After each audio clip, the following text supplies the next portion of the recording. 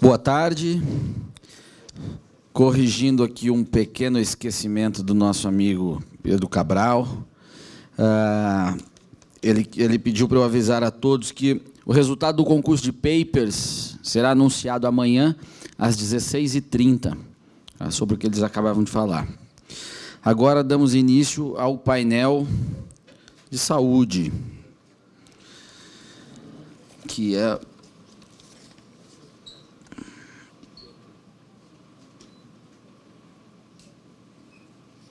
Agora eu que me perdi.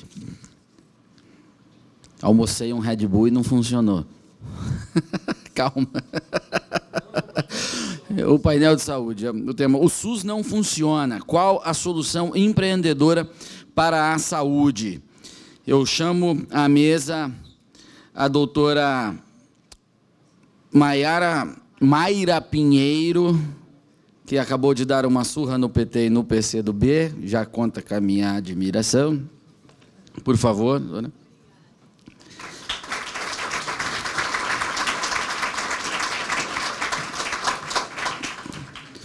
Em seguida, chamo também para compor a mesa já o doutor Evandro Faria, já bastante conhecido aqui da turma. Vou iniciar com a doutora Mayra, passando a palavra. Boa tarde, eu gostaria de agradecer o convite especial, é uma honra estar aqui. Hoje de manhã eu tinha uma programação e quando eu estava me dirigindo para cá, os colegas médicos que não têm ainda muita vocação para estudar ciência política me perguntavam, mas do que se trata essa Semana da Liberdade? A gente viu lá seu retrato, eu digo... eu estou indo participar de um evento de, talvez, hoje, o único grupo pensante sério no estado do Ceará. Então, me orgulho de estar aqui com vocês, né?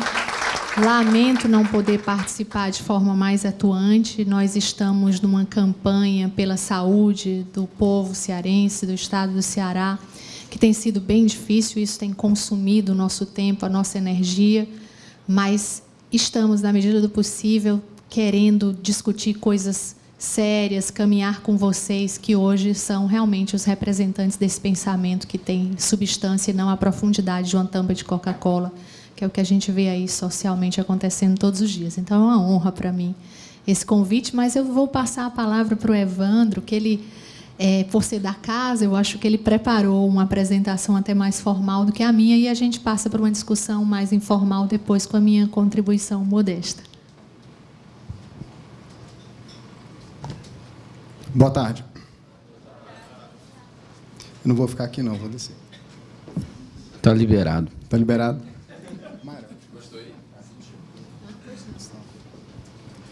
Pessoal, é sempre um prazer poder estar com pessoas queridas, com pessoas que a gente lida no dia a dia, com pessoas que ouviram falar do evento e estão fazendo esse evento o maior evento liberal, libertário que o Nordeste já teve. Isso, para mim, é um grande orgulho. O ano passado, a gente teve uma discussão sobre sistema de saúde, né? Tivemos uma mesa redonda e foi interessante. E o Rodrigo provocou, falou assim, o SUS não funciona. Quais seriam as soluções empreendedoras para a saúde? Falei, então vamos estudar. Então eu fui estudar, tentar passar um pouquinho de solução. E eu queria deixar bem claro que isso é uma posição pessoal, uma posição que eu adquiri através de estudo, e é o que eu acredito que ser corretamente, baseado no entendimento de ciência econômica, no entendimento de cálculo econômico, é essa solução que eu acho que seja viável para a saúde, né? Por dura e por tentar pensar fora da caixa. Então, vamos lá. Bom, na verdade, no mundo inteiro, você tem 3 tipos de sistema de saúde, né? Tem um sistema privado com exclusividade, que é muito raro, o sistema público exclusivo, que é algumas experiências que eu até vou comentar, e os sistemas mistos, que são a maioria no mundo, que tem parte privada, parte seguradora e parte do governo, né? É interessante a gente voltar, vamos voltar, como o Gachag disse que voltou em 1500, eu quero voltar nessa definição, porque eu acho que a definição de saúde ela não é a definição de saúde. A gente trabalha em cima de uma definição que foi feita em 48 pela OMS, que é uma definição que diz que saúde é uma situação de completo, de perfeito bem-estar biopsíquico e social. Nessa definição, ela tirou você da jogada. Qualquer alteração que você esteja na parte física, na parte psíquica ou na parte emocional, você não tem saúde. E se você não tem saúde, gera um drive para poder se ter uma atuação em cima de você, né?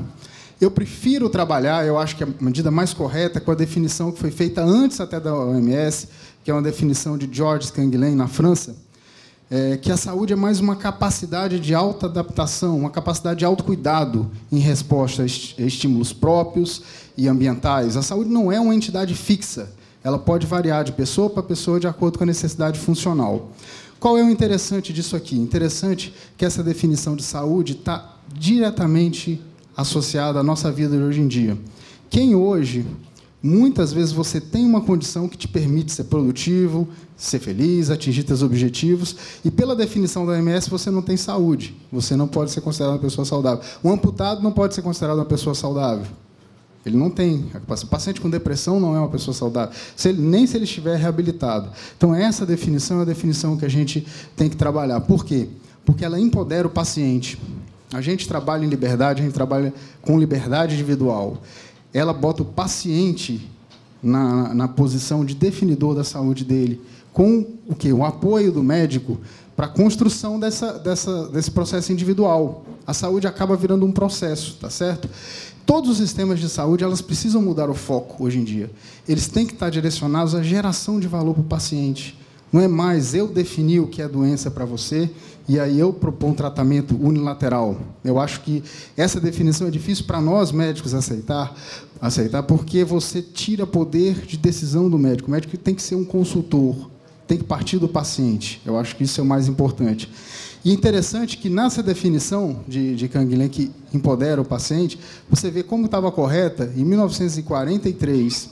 Se você for olhar hoje o avanço da genética, do genoma, quem é hoje mesmo que tem saúde? Você consegue achar normalidades no genoma da pessoa, então essa pessoa vai ser doente? Se ela não manifestou ainda. Tem até aquele filme Gattaca, eu acho que o pessoal conhece, que mostra justamente isso. Então, só porque você tem alteração? Assustador. Mas é por isso, porque qual é a definição de saúde? É a capacidade de adaptar ou não, né? Bom, aí vem a parte mais complicada, vem a parte de falar do SUS, né? A gente falou muito ano passado, mas o SUS ele se baseia totalmente no conceito errado de saúde na opinião liberal. O SUS se baseia na definição da OMS. Por isso, ele tem essa capacidade de propor ativamente medidas para a saúde das pessoas, né? Além disso, a gente sabe que saúde não é você falar que ele é um direito, não vai trazê-lo como direito. Saúde não é um direito. A gente pode definir direito como direitos naturais, e aí você vai... Mas saúde não é um direito, porque depende de outras pessoas para te ajudar na construção do processo. Não pode ser um direito adquirido, certo?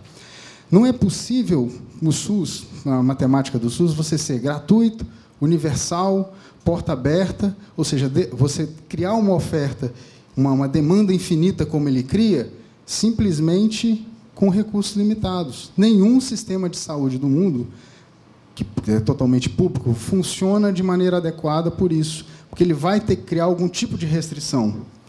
E ele cria restrição de maneira mais moral possível, porque ele começa a criar restrição através de filas, através de protocolos, através de não permitir você ter acesso a determinada terapia, sendo que isso é moralmente errado. À medida que ele é exclusivo, ele quer dar, só ele tem o poder de fornecer, ele cria protocolo e você não tem a opção de escolher, porque não existe alternativa, né? O planejamento é central, né? Você está restrito a escolhas dos especialistas. Não que a escolha do especialista seja ruim, não é isso. Mas o especialista está ali para aconselhar. Ele não pode impor as escolhas, né? Praticamente um sistema coletivista. Tem os mesmos princípios, as mesmas falhas no sistema socialista. E nisso a gente vem para o outro problema do SUS, que é um problema inerente a cálculo econômico. Se você não tem sistema de preços, como é que você vai ter sistema de cálculo econômico? Como é que você vai alocar recursos? Não consegue alocar. O recurso é direcionado de maneira errática e totalmente aleatória, né? Você tem um problema de cálculo econômico, e esse problema não é de gestão, porque você pode achar que então é só você melhorar a gestão. Não é. Gestão não resolve o problema.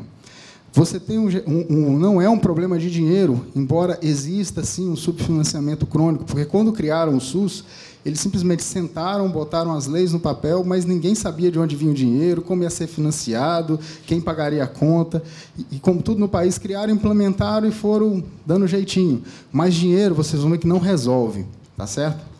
O usuário, nesse processo do SUS, ele é sempre um demandante, ele sempre está te aperreando porque ele quer o recurso, ele quer o tratamento, ele precisa do tratamento, ele consome o recurso. Ele não é como no sistema privado, que você está lutando pelo cliente. Os sistemas do SUS é diferente. O cliente, ele é um mosquito que está perturbando o sistema, porque ele precisa de atendimento e ele é um custo, né? Você tem um problema de transformação sempre em agregado estatístico. Sempre que você transforma pacientes em agregados estatísticos, e essa transformação em agregado estatístico gera um sistema coletivista onde você extrapola suas políticas, isso é imoral, porque ninguém tem pena de 1%. Quem tem pena de 1% de qualquer coisa aqui? Ninguém consegue ter pena, né? E o mais grave de todos, quando você tem um sistema de atuação privada, esse sistema ele é responsável pelo que ele está fazendo. O SUS é inimputável. Qual é o gestor, doutora Mara, que você viu ser preso porque não conseguiu dar assistência? Quando caiu o teto do Gonzaguinha, quem é que foi responsabilizado? Você não atinge, ele não é personalizado. Isso, para mim, é uma das falhas mais graves que existe no sistema, né? É questão de dinheiro, eu faço uma brincadeira, porque todo coletivista e da medicina sanitária, ele fala que o problema é questão de dinheiro, porque no Canadá funciona, na Inglaterra funciona, balela. Vamos fazer um exercício teórico aqui. A gente tem no Canadá um gasto per capita de $6.000 por pessoa, dólar a R$3. Quanto você tem o gasto em real anual do Canadá, do sistema do Canadá? Dá 900 bilhões de reais. O funding da saúde, se considerar as 3 competências, não chega a 200 bilhões hoje em dia aqui no Brasil, tá? Não, então é só questão da gente igualar e botar dinheiro no sistema que ele vai funcionar. Vamos botar o mesmo que o Canadá, então, $6.000. Quanto daria? 3,6 trilhões de reais. Você acha passível? Toda a arrecadação federal, 5 trilhões, 5,5. Não é problema de dinheiro. O problema de dinheiro existe, mas não é. O sistema não funciona. Mas no Canadá é um paraíso. Então, porque você gasta 900 bilhões de reais por ano, é um paraíso. Não é um paraíso. Você tem que restringir o acesso através de filas. Você tem coisas absurdas, como esperar uma semana para consulta com o médico generalista. 33% da população espera uma semana para consulta com o médico. Você tem 4 meses para cirurgia eletiva. 1/4 dos pacientes esperam 4 meses para cirurgia eletiva. Certo? Em 2010, 46 mil canadenses foram atrás de saúde nos Estados Unidos, o cross-border, atravessado. Quem foi? É um sistema que está expulsando. Esse, sim, é um sistema ruim, porque só quem tem dinheiro consegue correr e ir atrás da assistência. E esse é que é o sistema malvado. No Canadá, não se pode nem explorar privadamente medicina. Você não pode ter uma clínica privada sua, né? Você pode até ter um seguro-saúde, alguns hospitais atuam, mas não pode ter lucro em saúde. Isso me deixa extremamente curioso, porque o Canadá é a 6ª economia mais livre do mundo, e você tem uma mentalidade disso. Talvez porque são canadenses, né? Canadenses todo mundo conhece, low profile, mas é impressionante como ninguém se revolta, né? Tem até um caso bem curioso, que os canadenses estão se revoltando agora porque alguns atletas, teve um caso de um atleta de hóquei e outro de basquete que se machucaram. Um teve uma cirurgia ortopédica, que é uma cirurgia altamente complexa, o canadense espera meses, e ele foi operado com poucas horas. Aí o pessoal, mas ele foi operado com recursos do sistema em poucas horas, né? Políticos furam a fila, lógico, né? Os políticos sempre furam a fila, eles não estão na estatística. E o primeiro-ministro, que foi um dos maiores defensores do sistema socialista de saúde do Canadá, esse Jean, a pressão foi tão grande que, recentemente, ele teve que falar, eu acho que a gente vai ter que abrir, tem alguma coisa errada mesmo com o sistema. Quando a gente pensa em saúde, a gente tem que correr e pensar assim, baixear, porque existe o que a gente está vendo, o que estão mostrando para a gente, e o que a gente não consegue enxergar, que muitas vezes tem um impacto muito maior. Então, no Canadá, na fila de espera, no período de 16 anos, você tiver 44 mil mortes entre 93 e 2009.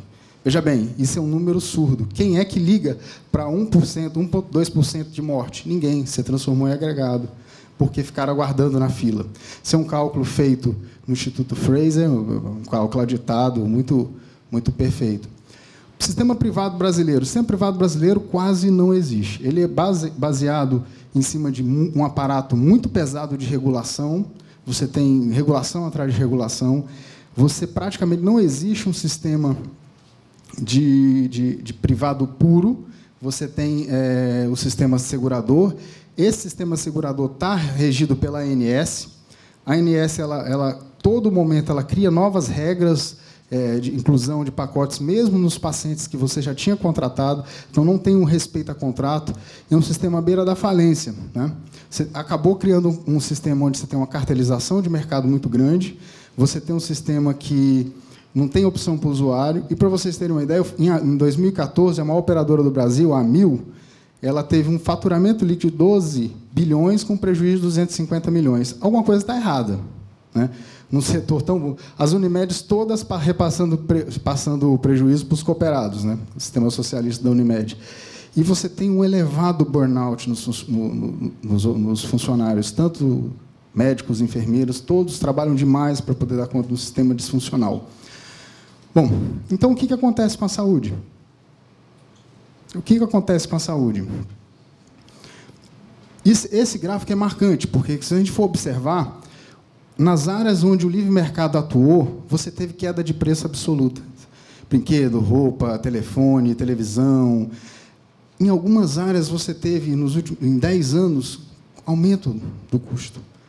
Saúde, tutoria de crianças, creches, manutenção de veículos. Justo as áreas que têm mais intervenção governamental. Isso é marcante. O livre mercado não consegue chegar. Você não consegue diminuir custo em saúde ao mesmo tempo que melhora a qualidade.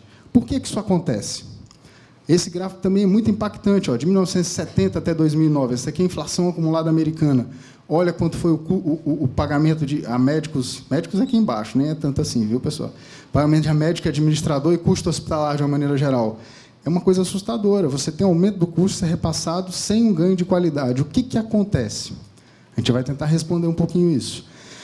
Nesse momento, o empreendedor ele é fundamental. Ele consegue enxergar o que nenhum estatística consegue, nenhum planejador central. Ele é aquele que consegue pegar da informação dispersa e consegue ligar o ponto, o A e o B. E ele consegue fornecer valor para o A e para o B sem explorar ninguém numa relação de ganha-ganha, né? Só tem soma zero negativa com o governo. Quando eu pensando nisso, eu fiquei, poxa, mas a gente conhece casos emblemáticos de empreendedores, né? Steve Jobs, o Homem de Ferro da vida real, Elon Musk, né? Bill Gates, o próprio João Carlos aqui, Henry Ford. E eu te pergunto, quem é? Cadê? Por que esse pessoal não está em saúde? Hoje se gasta um custo de 16% do PIB americano em gasto de saúde crescendo. Cadê? Dinheiro parece não ser o problema, mas cadê esse empreendedor em saúde? Por que ele não está? Não é? Por que ele não está na saúde? Você tem área extremamente regulada, você tem ausência de concorrência. O que está acontecendo? Por que o empreendedor não está ali, né?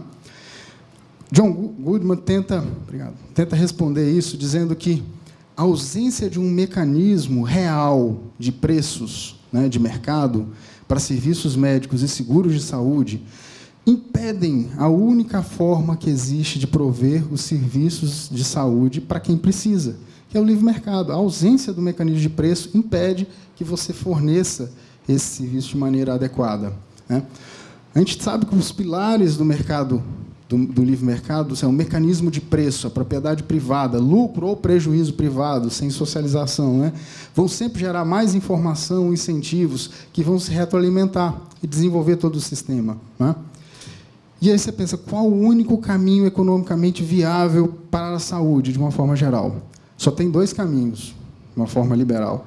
Você privatizar toda a cadeia de prestação de serviço. Eu acho que o Estado tem que sair completamente dessa equação. E não basta a gente privatizar toda a cadeia. Você tem que atuar, cortar na carne. Você tem que desregulamentar. As regulamentações têm alguns exemplos que não estão dando certo por causa de regulamentação. Quando você pega, por exemplo, você privatiza, mas não tira a regulamentação, você começa a cartelizar o mercado, começa a encarecer preços, né? O Chile está passando por isso agora. E é uma pena se eles não tiverem condição de reverter, de ter poder político de mudar, porque eles privatizaram, entregaram, mas eles não desregulamentaram de maneira suficiente. Então, você está tendo encarecimento contínuo do custo, você está diminuindo a concorrência, e isso é fundamental. A gente tem que pensar no mecanismo livre, doa quem doer. A gente tem que ser muito correto com o que isso imagina. Quando a gente fala em desregulamentar, a gente tem que pensar o que está acontecendo com a parte médica. Isso é o que mais dói para o médico aceitar isso, porque ele acha que você, desregulamentando, você quebrando o monopólio institucional e constitucional de registro médico do CRM, é ruim para ele. Talvez seja o ponto mais crítico, que ele defende a unhas e dentes. Ele acha que, se você quebrar o monopólio, se não tiver algum outro órgão certificador, isso vai ser ruim para ele. Na verdade, você hoje, com o CRM, na montagem atual, você não pode mais diferenciar se um médico é bom ou outro só porque tem um registro CRM. Isso se perdeu, justamente pela característica monopolista do registro. Você não consegue mais saber, só porque tem CRM, se é bom ou ruim, certo? Além disso, o CRM realmente protege o médico, protege o mercado, protege o paciente. Quantos foram os últimos médicos que perderam o registro por malpraxis? Tem que cortar na carne. Isso aqui é corporativismo burro. Em vez de proteger, ele está jogando na lama os bons profissionais. Qual seria a alternativa? Qual seria a alternativa? A minha visão é muito clara sobre isso. Eu tenho alguns pacientes do CRM, já são velhinhos, conselheiros. Quando eu falo isso para eles, eles regalam um olho desse tamanho e ficam assustados. Não se pode falar isso em público. Mas a forma bem clara é você não ter um monopólio de registro. Você pode ter agências, CRMs, competindo entre eles, né? Como muitas vezes o pessoal ficou muito chateado de o Ministério da Saúde fornecer o registro dos cubanos. Eu falei, a melhor coisa que pode ter acontecido para o médico. Você tem um registro diferente ali. Não foi o CRM, não é o meu e o seu registro que aconteceu. E quem vai diferenciar, quem vai falar que é bom ou não, tem que ser um paciente que está recebendo o valor que ele está agregando, não é o órgão. O órgão não pode. Eu colei alguma coisa, uns itens polêmicos aqui para você dar uma olhada. Como não se atualiza e você proíbe uma verdadeira competição em medicina? Isso aqui são itens do Código de Ética Médica. Olha só. A medicina não pode, em nenhuma circunstância, ser exercida como forma de comércio. Proíbe-se o exercício mercantilista da medicina. O que é mercantilista? O médico não pode ser pago, né? Você tem, e o pior, você não pode estabelecer vínculo de qualquer natureza com empresas que anunciam ou comercializam plano de financiamento. Não pode participar de anúncios de empresas comerciais, seja de qualquer natureza, valendo da sua profissão. Você não pode exercer profissão com interação independente de farmácia, indústria farmacêutica, ótica. Ou seja, ele começou a criar restrições que proibiram, por exemplo, o médico montar uma rede. Um oftalmologista correto, que quer servir a população, não pode agregar valor. Ele não pode ser o oftalmologista, não pode ter a própria ótica, não pode vender. Por quê? Porque não pode. Esse código de ética é para médicos brasileiros ou cubanos? Brasileiros. Mas a inspiração parece ter sido... A inspiração a gente sabe de onde veio, né? Desregulamentar. A gente tem que atuar também no lado da demanda, né? A Anvisa sempre, as agências de vigilância sanitária sempre regulam o lado errado. Não existe um lado certo de se regular, mas elas regulam pior. Elas botam exigência no processo. Quando você bota exigência no processo, você matou o sistema. Porque você não consegue inovar o teu processo de modo a gerar mais valor. Ele te matou ali, tá certo? A minha solução ela nunca vai regular o resultado, né? É o processo. A solução para isso até chega a ser trivial. Você não precisa ter uma agência governamental monopolista dizendo o que você pode ou não pode fazer. Da mesma forma que, já pensou se a Anvisa for regular a tiazinha que faz a melhor panelada ali do Zé Walter? Né? Você já imaginou? Ninguém está passando mal, o cara está comendo. Então, o resultado é que é mais importante ali. Você não pode mais regular o processo. E é muito fácil fazer isso se você tiver agências de certificação, que vão concorrer, agências de rating. Eu posso chegar aqui e, olha, essa clínica, esse consultório é AAA. por 3 agências, tenho certificados 1, eu não preciso da Anvisa me dizendo que deve ou não deve fazer. Está entendendo? Isso é uma regulação absurda que impede você montar estruturas que possam concorrer e aumentar a disponibilidade de serviços, né? O plano de saúde, ele regula porque ele consegue concentrar o mercado, ele não deixa quem entrar, não deixa credenciar, e ele tem um monopólio. Ele tem um monopólio protegido, um oligopólio protegido por lei. Você não consegue competir. Você, qualquer empreendedor aqui, não consegue montar um plano de saúde que vai atender a comunidade local. Um plano de fidelidade, ou ele tem uma clínicazinha que eu vou montar um pacote que a pessoa paga mensal. Não pode, porque a ANS vira e fala, não, para você vender seguro, você tem que dar transplante de coração. É assim. Só pode ter plano regulamentado. A princípio, se você olhar com o que se vê e o que não vê, parece ser bom você falar que tem que dar cobertura total, mas você esquece, você mata o cálculo atuarial e você distribui o risco por toda a cadeia. Não pode, a pessoa não consegue mais, a seguradora não consegue mais virar e falar, olha, está aqui, jovem, não pratica atividade de risco, não faz nenhum esporte violento, não fuma. Eu consigo pegar esse risco, que é um risco segurável, dele, uma entidade de classe, como diz Mises, e consigo estabelecer um prêmio para esse seguro. Barato. Né? Agora, se eu tiver que cobrir até o risco que eu não posso assegurar, um risco de caso, esse risco vai ser disseminado por todos os seguros. Por isso que o plano de saúde é caro, vai ser cada vez mais caro, ele é obrigado a cobrir cada vez mais e vai dar cada vez menos. Não tem jeito. Na implementação do Obamacare, que parece que assim, uma das piores coisas que está acontecendo na medicina americana é o Obamacare, com obrigatoriedade de seguro, com ampliação de cobertura. Uma das coisas que fizeram foi isso. O jovem que pagava $100 por mês está pagando $350, $400 na aposta, porque ele tem que cobrir o DIU, ele tem que cobrir o tratamento do fumante, está entendendo? Se não é moralmente correto, você não poder fazer um cálculo atuarial de risco. Então, isso gera uma dificuldade muito grande de se ofertar o serviço, né? Pequenos prestadores ficaram inviáveis de operar. Tem alguns exemplos, vários exemplos de hospitaizinhos pequenos em cidades pequenas que tinham seus planos de saúde que atendiam, prestavam serviço para a população local, que não puderam mais operar. Ainda alguns libertários conseguem vender uns planozinhos de fidelidade e prestar esse serviço, mas eles estão ilegais, eles podem ser processados, né? E sentir o peso do Estado por fazer isso. Bom, existiria alguma solução? A gente pinta um quadro tão ruim, será que não tem solução? Eu tentei elencar alguma coisa que a gente consegue fazer, né? Atenção básica. A atenção básica tem um problema, que você está virtualmente na mão do Estado. Não tem para onde correr. Teoricamente, você teria os postos de saúde que teriam que assumir essa condição, as unidades básicas de saúde que não funcionam, não vão funcionar e não esperem que funcione. A não ser que seja uma comunidade muito pequena, numa cidade muito rica, como tem umas cidades pequenas do Sul, que funciona muito bem a atenção primária. Não tem jeito. Então, a política vai ser... Essa política geralmente é fragmentada, não incremental, e dentro de uma estrutura, que eu vou mostrar mais na frente ali, é a estrutura que precisa ser montada, ela não funciona, que é a atenção de pegar o paciente quando ele não tem a doença e conduzir o paciente de forma que ele não desenvolva a doença, né? Quais são as soluções? É desregular e permitir a competição privada. Você não tem outro jeito aqui. Você tem que permitir com que os empreendedores da saúde gerem serviços integrados. Você tem que permitir que o médico ali ele forneça, faça o consultório, que ele possa fornecer a medicação, que ele não pode, o médico não pode ter farmácia. Então, ele pode fornecer, que ele tenha a ótica, que ele tenha um exame laboratorial, porque ele consegue diminuir os custos na cadeia e agregar valor ao serviço, né?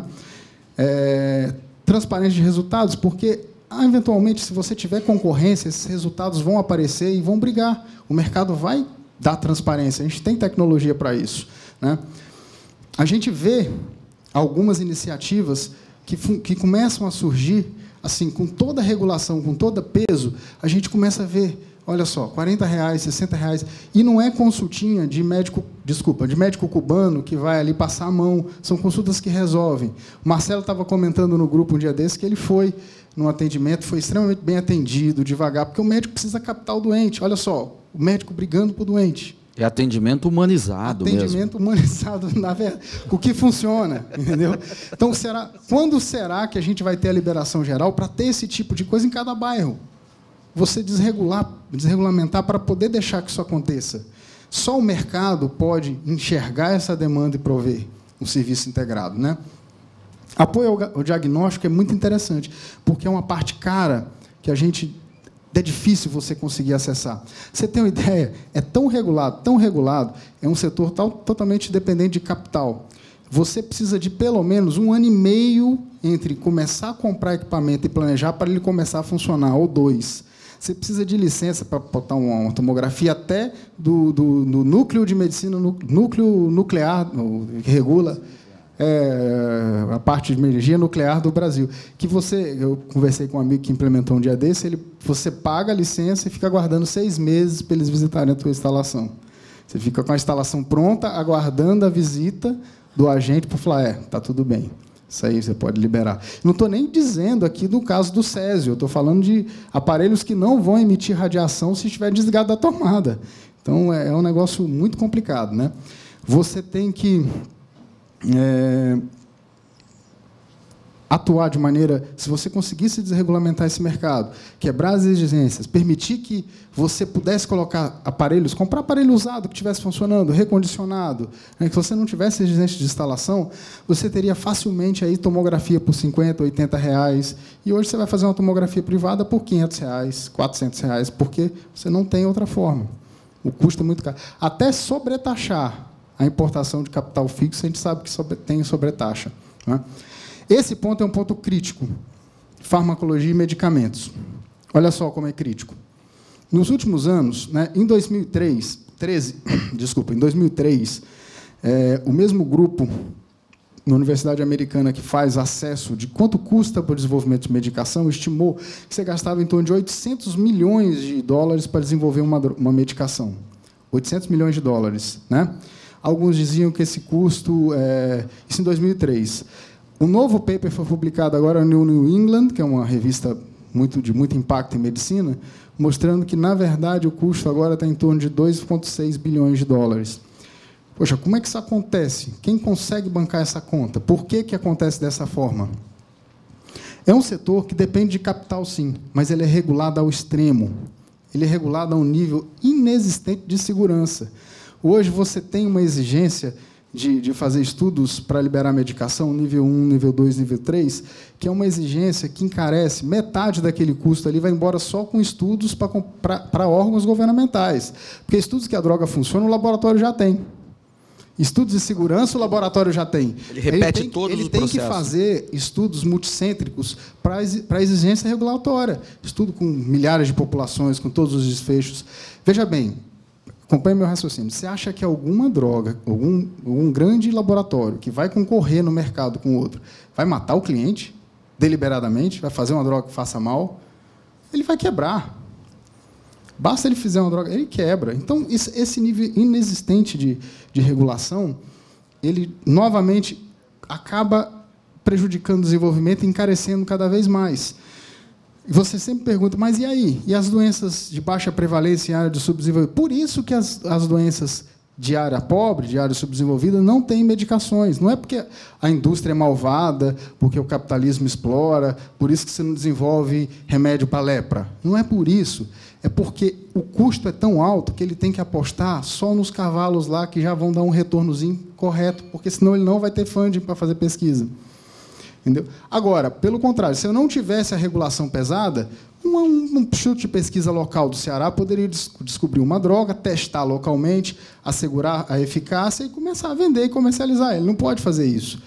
Hoje, se você descobrir uma droga nova na Amazônia, um princípio ativo na Amazônia, você não consegue transformá-la em remédio, a não ser que você dê para um grande laboratório que vai fazer esses testes e custar $2 bilhões e pouco, para depois vender a R$1.000 a caixa, né? Então, você tem dificuldade. Isso aqui é só para comparar para vocês, para mostrar que não existe nível seguro, essa exigência de segurança com medicação. Medicação está na mão de quem prescreve, está na mão do médico. O Tilenol, todo mundo já tomou um Tilenol, um paracetamol. O Tilenol parece uma drogazinha besta, não tem nada. Olha isso aqui. Isso aqui é insuficiência hepática aguda, as causas no mundo, tá certo? Nos Estados Unidos, aqui você tem 40%, 39% das causas de insuficiência hepática aguda foram para o Tilenol. É uma drogazinha que todo mundo toma. Por quê? Porque não existe droga segura, gente. Existem níveis seguros e uso seguro. Você tem que saber usar, não é regular o processo. Tem drogas que se usam hoje como prednisona que não poderiam nunca imaginar ser lançadas com a regulação atual, porque é uma droga extremamente insegura. Dá osteoporose, dá hipertensão, dá diabetes, mas é uma droga excelente quando se sabe usar. Então, a chave não está na regulação, a chave está na mão e está em se fazer de maneira que o paciente entenda os riscos, que o médico entenda o risco, o prescritor consiga fazer essa colocação. Bom, outro problema que sempre fala, não, mas nós temos que proteger o pequenininho porque existe uma assimetria de informação. Os grandões não vão liberar a informação, existe uma assimetria de informação. Besteira, hoje, com a era da tecnologia, não existe mais assimetria de informação. Eu duvido que um mau prestador, aquelas clínicas populares lá, eu duvido que ela sobreviva se ela tratar mal, se não gerar valor ao paciente. Não tem como. Só para você ter uma ideia, nos Estados Unidos, o que tem acontecido? Você tem milhares de sites, hoje eu selecionei alguns, que dão essa consultoria, que estão trazendo o paciente, o médico ao paciente, mostrando, ranqueando o médico para o paciente, né? Você tem uma que foca no pagamento, você tem uma que faz um acompanhamento do processo de construção de saúde do paciente, eles pagam mental, aconselham. Você tem um que praticamente ele seleciona os médicos mais prováveis para a tua doença. E no Brasil tem até um site chamado Doctoralia, que tem lá, você digita, tem as estrelinhas do médico. Um dia desse eu descobri, eu falei, será que eu estou bem ranqueado aqui? O negócio que foge ao controle de você é o mercado se autorregulando, classificando quem funciona e quem não funciona, né? Olha só que interessante. Tem outro site que é praticamente um busca-pé de saúde nos Estados Unidos. Ó. Você pode fazer uma mamografia por $50 ou $600. Aí tem a vasectomia de 400 por... Bom, nesse caso aqui, eu acho que eu pagaria um pouco mais caro a vasectomia. Mas é o mercado. Isso aí não é alguém que está escolhendo, né? Não é alguém que está escolhendo por você. É você que está vendo, que está construindo esse processo, né? Com transparência de dados, né? Bom, como a situação do empreendedorismo em saúde está no mundo? Eu queria passar rapidamente por algumas... meu tempo está acabando ali, já estão cortando a minha cabeça. Eu queria passar rapidamente por algumas situações. É a regulação. É a regulação do Estado. O que acontece? Esse exemplo é um exemplo bem interessante, viu, Mário? É um exemplo que você precisa conhecer. A gente precisa conhecer esse exemplo. A Geórgia, eu nem sabia onde ficava a Geórgia quando eu soube desse case e fui atrás. Eu acho que muita gente aqui não sabe. Olha que arinha tranquila, fica entre a Turquia, a Armênia, Azerbaijão, né, cercado pela Rússia. Como não sabia onde ficava a Geórgia? A Geórgia nos deu Stalin. Deu Stalin, exatamente. Então, eu fui saber onde ficava a Geórgia. Bom, o que acontecia na Geórgia? A Geórgia ela tinha o padrão de medicina russo, né? Padrão de medicina soviética do berço ao túmulo. Então, os hospitais da Geórgia, quando caiu o sistema, eram hospitais da década de 50. Você tinha um gasto na Geórgia de total de em torno de 5%, do PIB da Geórgia, que é um PIB pequeno, mas tinha um gasto... Só que... 7% do gasto do PIB era com saúde.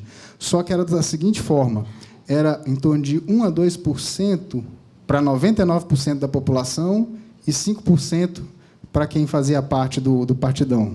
Esse tinha até ressonância montada que fazia um exame por mês no hospital do pessoal do comitê, da parte do quem mandava, né? O que eles fizeram? Eles começaram, assim que caiu, acabou o dinheiro, a saúde não funcionava, era um sistema que só funcionava através de suborno, subornava todo mundo, da secretária para agendar, ao médico que atendia, todo mundo aceitava suborno para ter saúde, como todo sistema socialista, né? Que você tem que subornar para tentar atingir o bem. O que aconteceu? Eles começaram a fazer medidas radicais. Eles aboliram, em 2006, a vigilância sanitária. Isso aqui foi muito, muito interessante. Eles aboliram. A vigilância sanitária foi um órgão que, na reforma, era o órgão que ficava lá extorquindo quem queria empreender. Não liberava licença, os caras tiveram peito e aboliram a vigilância sanitária. E aí, quando aboliram a vigilância sanitária, o mercado começou a florescer.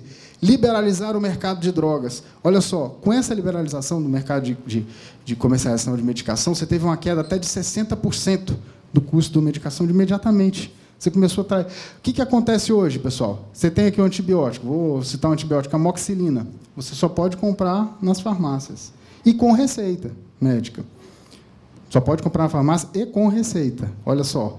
Qual é o preço? O preço que o cara quiser vender. Não é porque ele é mau, é porque ele precisa tirar o valor.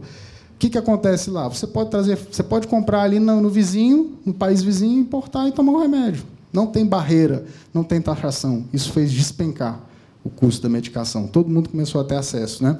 Montaram um sistema baseado em seguro, o Estado saiu completamente. E o mais interessante, quando eles resolveram dar cabo a uma discussão, isso é uma discussão política que veio desde a queda da União Soviética, chegou em 2013, eles estavam com o mesmo problema ainda, sem hospitais, as clínicas ainda, conseguiram dar o último passo, quebraram de uma vez, liberaram o mercado para a construção de hospital. Olha quantos hospitais, em 2 anos, foram construídos 150 novos hospitais. Assim que quebraram e deixaram o capital externo entrar. Esse paizinho aqui, 150 novos hospitais, o mercado conseguiu colocar. Na China. A China é um caso que eu trouxe muito interessante. 1 bilhão e 200 milhões de pessoas. Não existe um sistema de saúde público. Também não tem, nem se quisessem. Eu acho que não tem, porque não, realmente a realidade econômica impõe que não tenha, né? E é interessante porque mostra que, mesmo na China, que é gerida por um partido comunista, você consegue mudar algumas coisas no sentido, opa, desse jeito não vai dar. Quando começaram a fazer a reforma, assim que foi a abertura econômica na China, começaram a fazer a reforma, eles liberalizaram, começaram a construir hospitais em 1980, né? Começaram a deixar explorar, o mercado floresceu. Aí a mão do governo vai lá e fala, espera aí, o custo começou a subir porque você liberou, mas você não desregulamentou, o custo vai subindo. Foram e, não, então vamos controlar o custo. Tabelaram um salário de médico e enfermeira. Só vai trabalhar tabelado. O que acontece quando você faz tabelamento? Escassez. Os médicos todos largaram, foram fazer outra coisa. Acupuntura, florais, não tinha médico. Aí voltaram atrás. E aí, voltaram atrás. Permitiram novamente que você tivesse capital externo. 20% dos hospitais são 20% do capital todo externo lá. E o que chama a atenção nesse exemplo da China que eu trouxe é porque eles sabem parar e discutir. Deu errado, vamos voltar. Uma coisa muito interessante, você criou o SUS do nada, com discussões teóricos sentados numa sala e achando que poderiam dar, não pensaram na parte econômica e não pensam que o sistema nunca vai funcionar. O sistema, ninguém pensou e falou, espera aí, gente, deu errado, vamos acabar com isso. Ninguém pensa nisso. Isso é uma característica do Brasil. Você não enfrenta de maneira objetiva os problemas, não enfrenta de maneira objetiva a saúde da população. A população está sofrendo, ninguém quer isso. Não. Fica dando emendinha para cá, justificar. Para os políticos está muito fácil o caos na saúde, porque vão justificar já mais um imposto. A gente sabe, será que eles vão conseguir alocar 3,6 trilhões na saúde para poder resolver o problema? Não vão, dinheiro não vai resolver o caos da saúde. Agora, esse caso me chamou a atenção.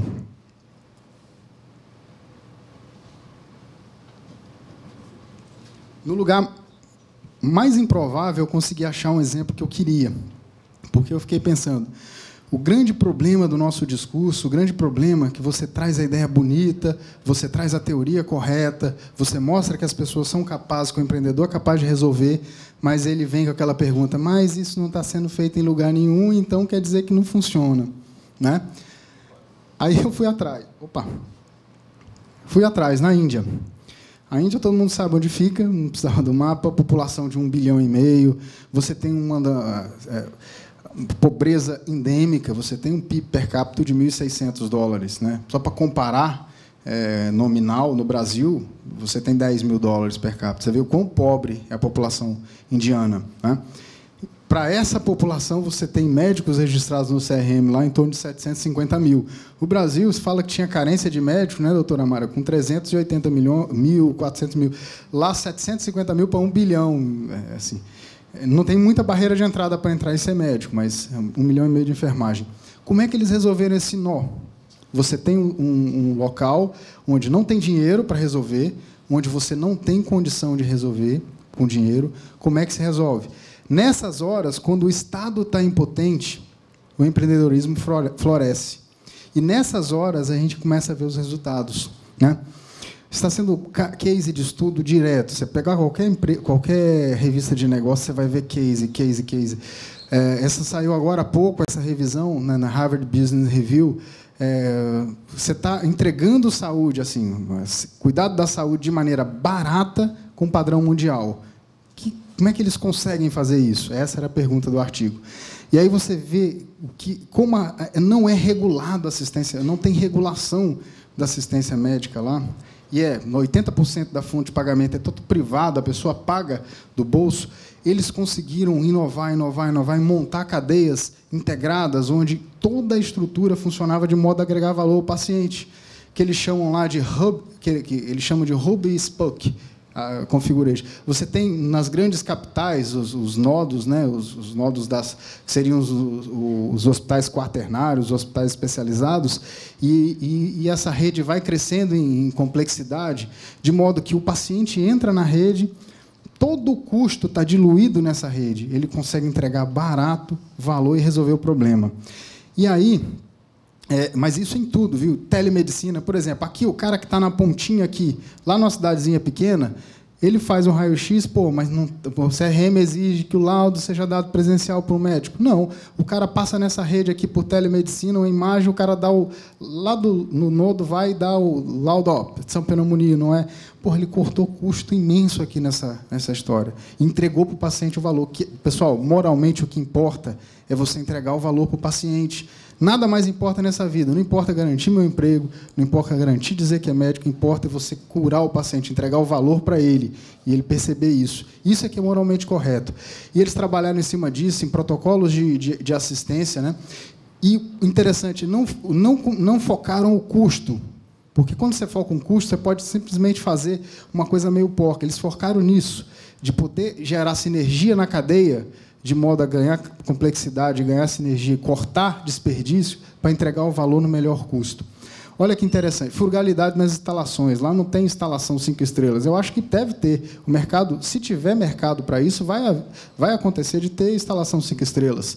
Mas eles não focaram nisso. E aqui que é o mais interessante, ó, a comparação. Fecha só um pouquinho. Você tem aqui tratamento de câncer oncológico, tá certo? A média nos Estados Unidos, 22 mil... Quanto tá? Consigo ler. 22 mil dólares. 22 mil dólares, né? 2.900 dólares. Tratamento. Diálise, né? Na minha área. 12 mil dólares anual contra 66 nos Estados Unidos. Mas aí você vai falar assim, tudo bem, mas porco, né? Não é mal feito, sem qualidade, sem nada. Olha as taxas olha as qualidades. Taxa de sobrevivência praticamente igual à americana. Taxa de sobrevivência da doença renal igual, maior do que a americana. Então, assim, e hospitais acreditados. Aí você fala, mas esse negócio funciona? Eles transformaram a inovação, assim, sem grandes... A inovação atingiu no mercado chinês sem grandes mudanças. Ele conseguiu, com pequenas mudanças, experimentando e adaptando, sem influência do governo, sem influência do mercado, conseguir atingir. Esse Aravind Eye Care System aqui, ele consegue fazer cirurgia de catarata por 80 dólares, contra 3.800 dólares nos Estados Unidos, né? Então, é um negócio impressionante. Tão impressionante, que eles estão montando esses hubs, lá nas Ilhas Caimã. Os hospitais indianos estão montando isso, acreditados e tudo, com custo em torno de 10%. Os americanos estão indo, tendo tratamento com resultado igual, com 10% do custo, né? Ou seja, o espaço geográfico aqui não está importando tanto, né? Bom, eu só queria finalizar com... O Rodrigo finalizou ontem com um cantor cearense, eu quero finalizar com um filósofo cearense, né? E muitas vezes eu tentei fugir de mim, mas aonde eu ia, eu estava. Ou seja, o foco está no indivíduo. Eu acho que todo o serviço, o pensamento, né? O pensamento tem que focar nisso. em você fornecer ao indivíduo solução que ele possa cuidar da saúde, empoderar o paciente, não o sistema. Obrigado, pessoal.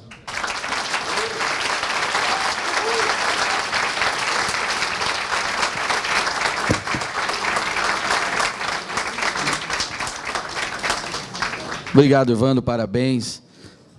Essa frase do Tiririca é sensacional. É fantástica. Isso deve ser trabalhado. Eu não estou sendo irônico, de verdade. Tem muita coisa implícita aí. Evandro, esse caso da Índia, eu recomendo, peço para que você prepare alguma coisa específica para isso. Acho que isso merece um estudo bem aprofundado, até pelas características de densidade de população indiana e tal, para nós, eu acho que seria bem interessante. Mais até do que o da Geórgia, que é uma amostra menor. Doutora, por favor.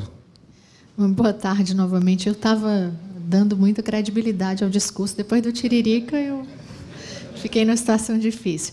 Bom, parabéns ao Evandro pela apresentação. Depois de uma apresentação dessa, quem vem depois, a responsabilidade é imensa. E eu não trouxe realmente nada preparado, porque a ideia era discutir.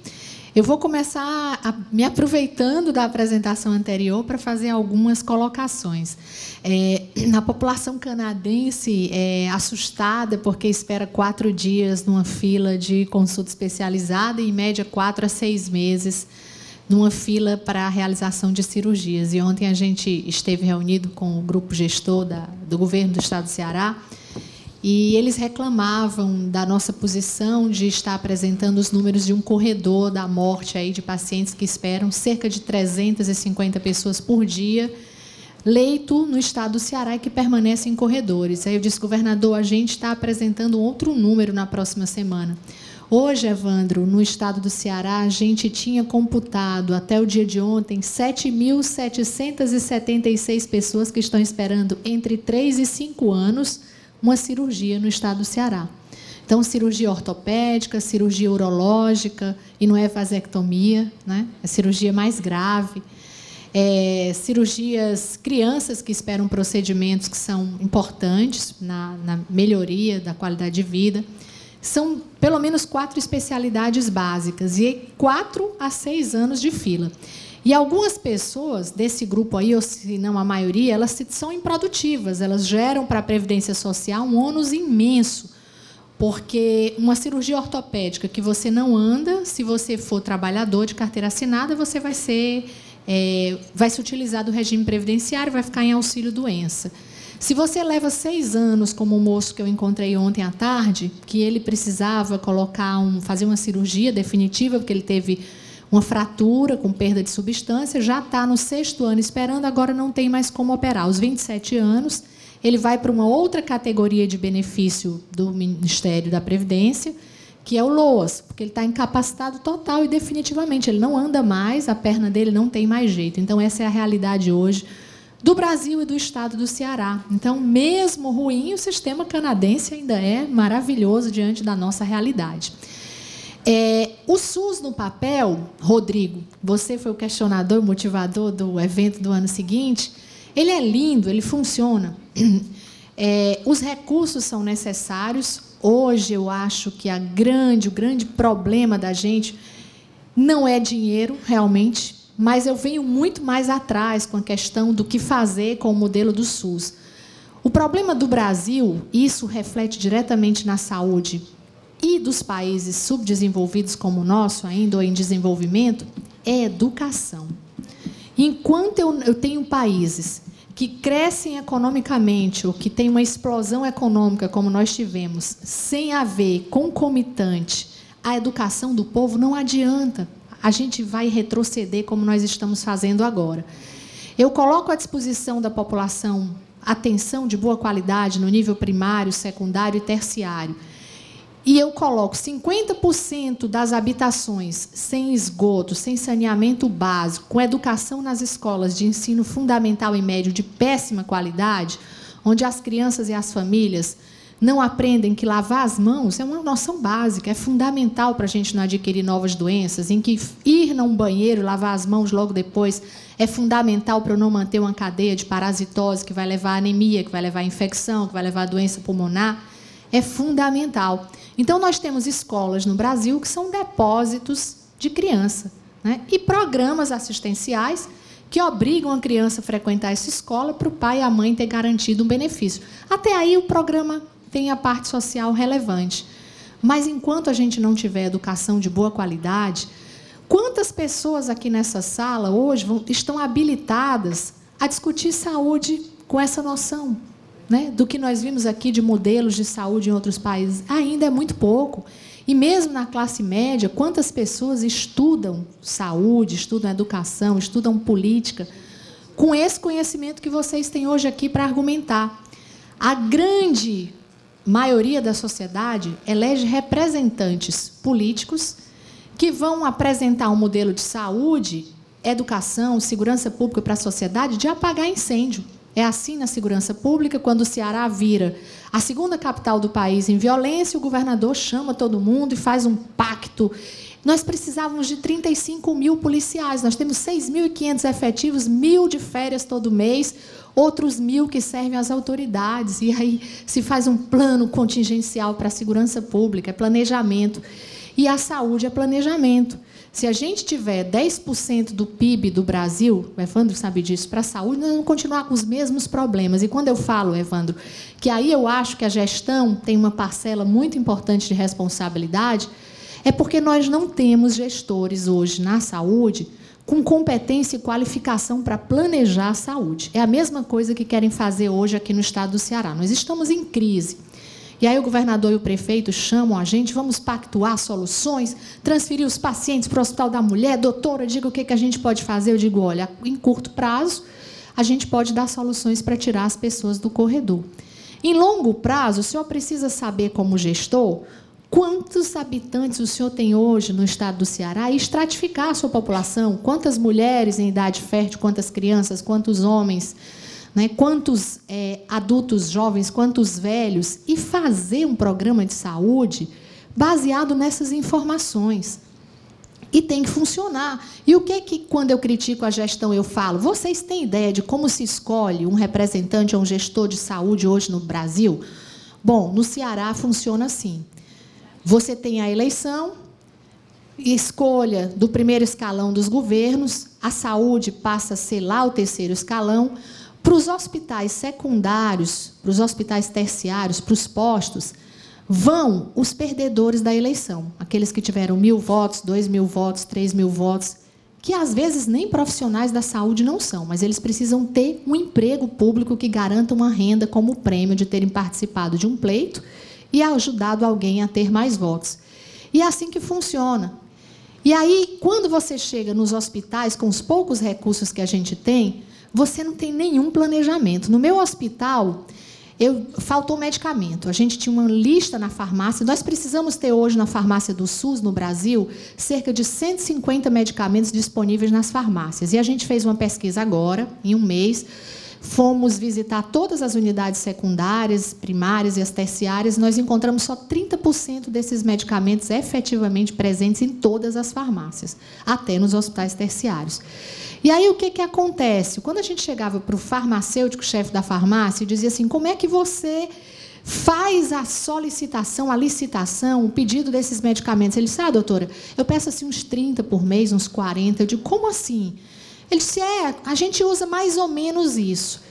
Não tem planejamento e não tem quem cobre. Aí eu disse para ele, olha, se você internou durante um ano aqui 100 pessoas com pneumonia e você gastou 100 unidades de penicilina cristalina, que é a droga que a gente usa, então você calcula que a média é essa, você coloca aí 10% a 15% de excedente, o desvio padrão que pode quebrar, que pode perder de um paciente que vai usar uma dose maior, e você compra para o ano inteiro isso aí. Então, você não pode comprar da sua cabeça, eu acho que é 30, eu acho que é 40.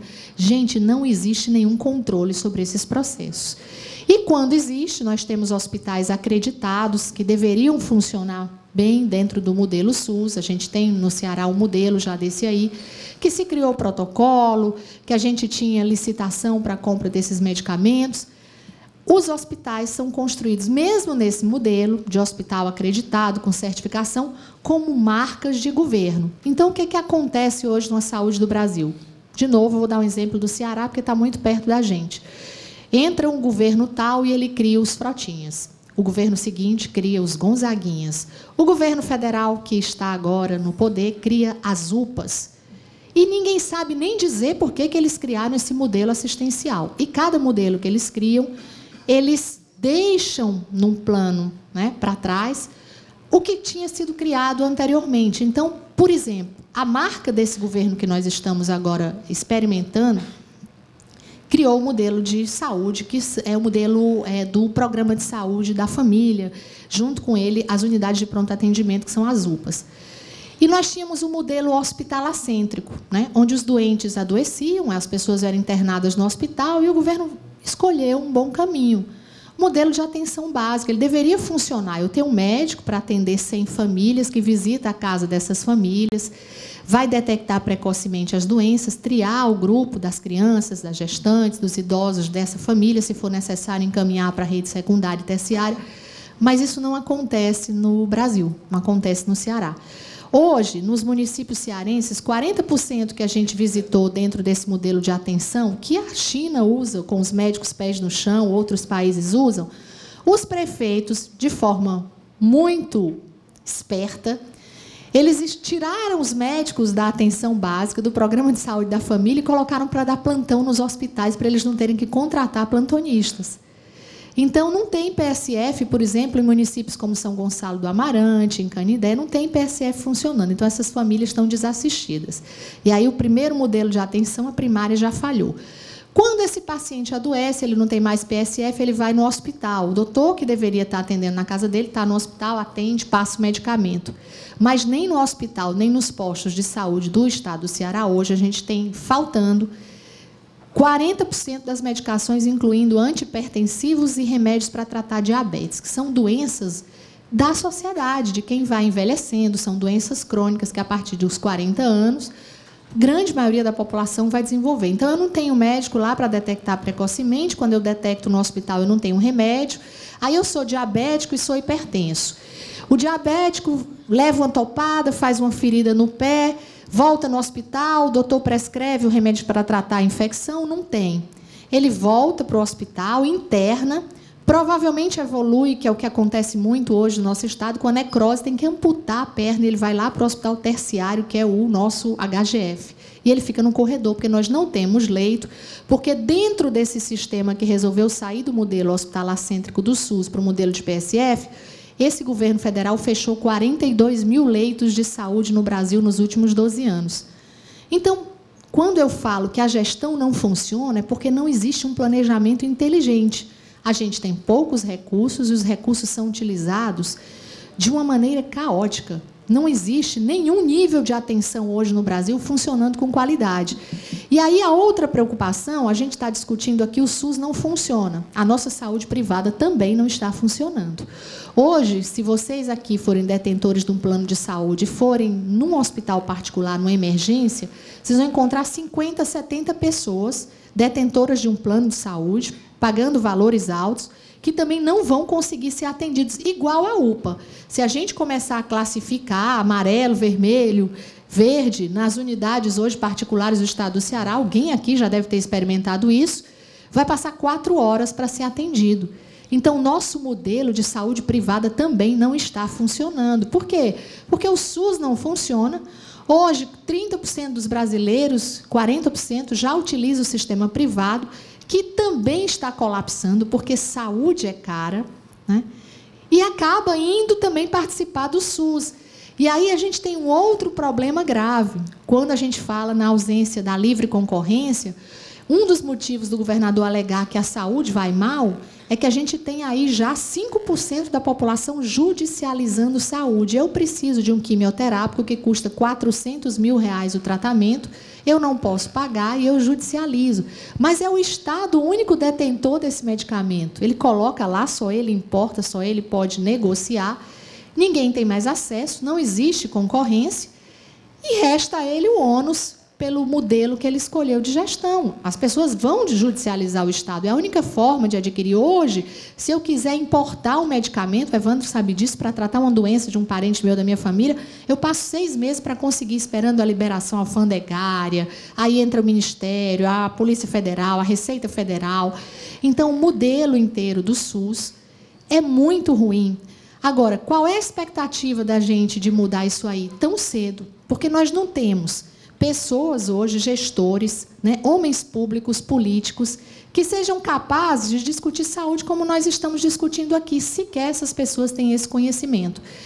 E, às vezes, eu brinco, eu digo assim, eu não voto mais em nenhum candidato que apresente só ele. Eu quero um modelo de gabinete pronto. Agora eu quero votar para governador. Quando o governador, antes de ser eleito, ele diga assim, meu secretário de saúde é esse, meu secretário da Casa Civil é esse, meu secretário de Segurança Pública é esse. Eu quero a opção de saber que ele está colocando para dirigir o meu Estado alguém que tem um conhecimento e a competência já atestada para cuidar de coisas sérias, como saúde, como segurança pública e educação.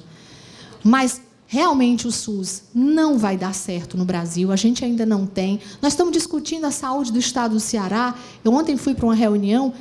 Vocês não imaginam a superficialidade das questões que foram colocadas para resolver a saúde do Estado do Ceará.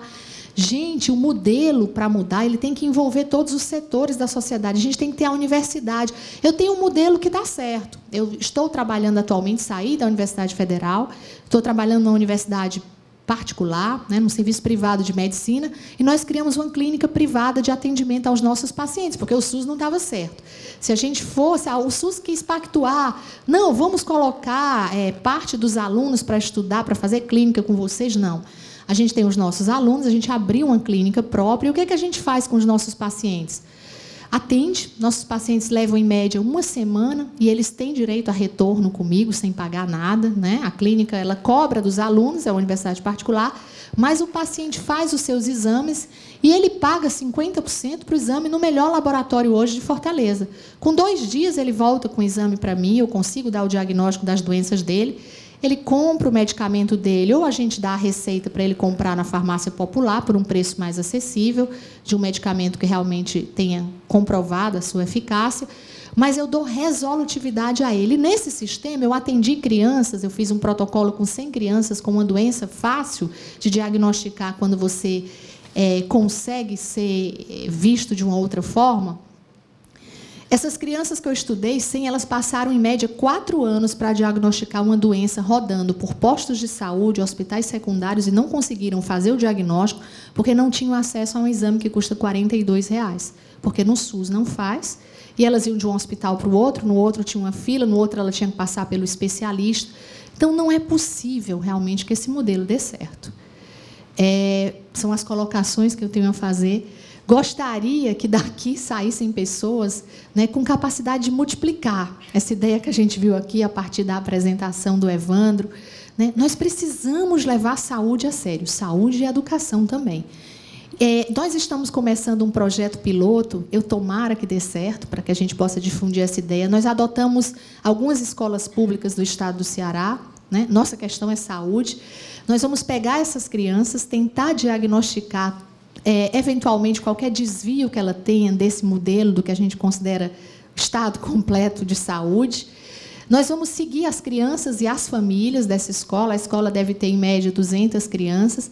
E a gente quer estudar prospectivamente o que vai acontecer com as famílias e as crianças que receberam um bom nível de prevenção e de atenção precoce no diagnóstico e no tratamento das suas doenças. E, concomitantemente, nós vamos fazer o trabalho educativo. A gente vai falar de doença sexualmente transmissível, a gente vai falar sobre nutrição, A gente tem aí a obesidade como uma grande doença do século. Praticamente nós não temos mais crianças desnutridas.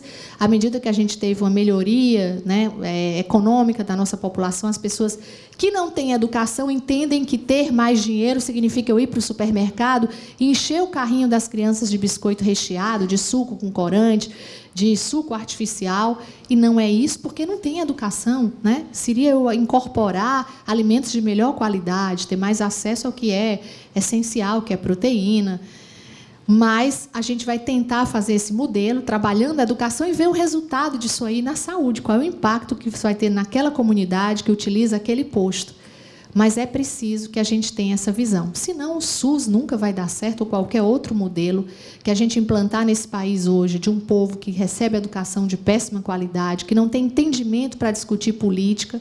E aí eu peço que a quantidade de jovens que a gente vê aqui, que eles sejam, né, que vocês repliquem, repassem, se interessem em formar, em educar novas pessoas que possam ter discernimento social para saber ser repassador de conhecimento, formador de novas lideranças e capazes de fazer escolhas com lucidez, né? E estou aberta aqui às perguntas, mas era isso que eu queria falar.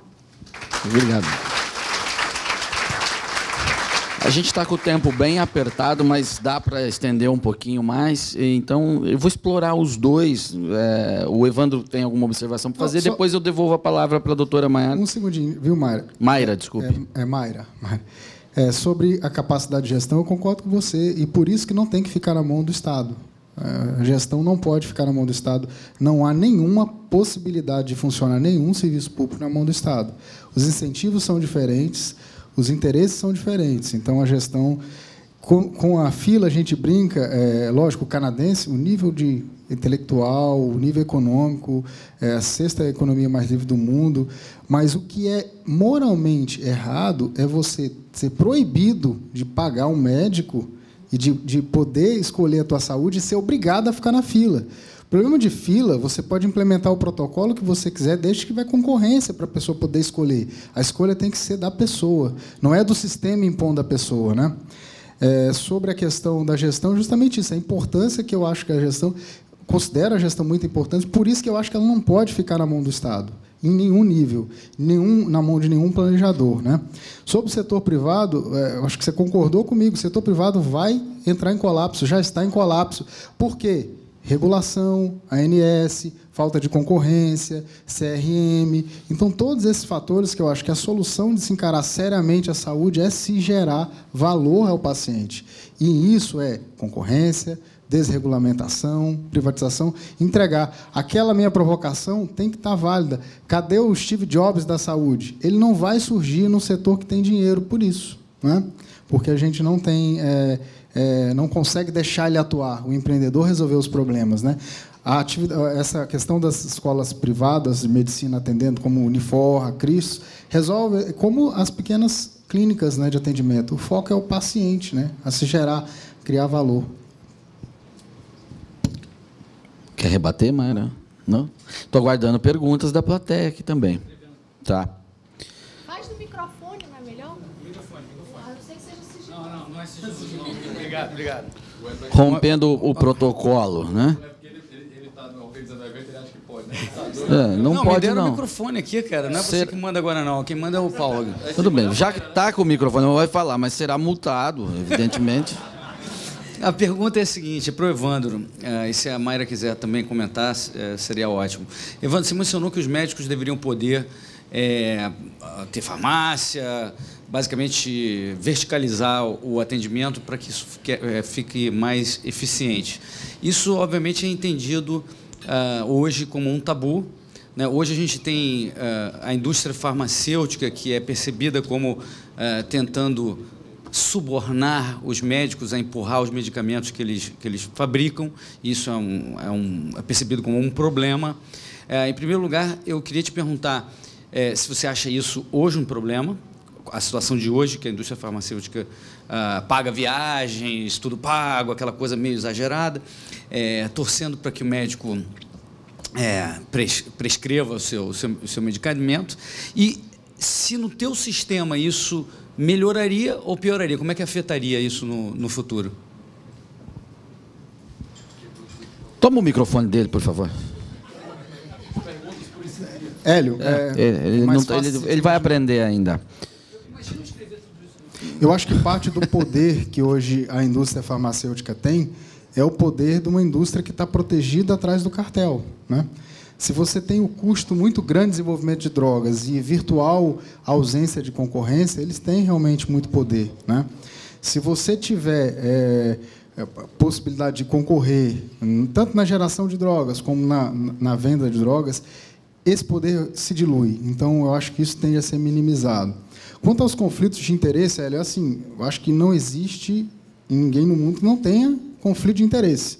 Todo mundo é gerido de acordo com um conjunto de crenças e de atuação.